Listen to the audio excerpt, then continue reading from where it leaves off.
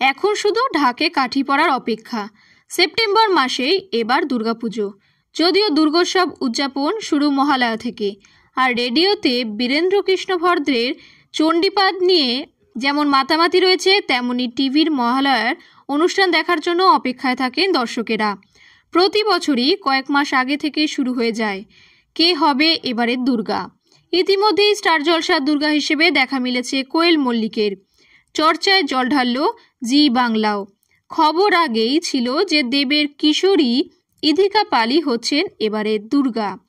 আর ইধিকাকে মহিষাসুর মর্দিনীর বেশে দেখে উত্তেজনার পারদ উঠল চরমে। জি বাংলার মহালয়ার অনুষ্ঠানের নাম রাখা হয়েছে জাগো মা জাগো দুর্গা। ভিডিওতে দেখা গিয়েছে যে নারীদের উপর হওয়া অত্যাচারের ঢাল হয়ে দাঁড়িয়েছেন মা দুর্গা। গত বছর জি বাংলায় মহালয়ার শোতে দেবী দুর্গা হিসেবে দেখা গিয়েছিল শুভশ্রী গঙ্গোপাধ্যায়কে। তবে ইধিকা এই প্রথম। বলা ভালো, সাফল্যের সপ্তমে রয়েছেন এখন দেবের নায়িকা।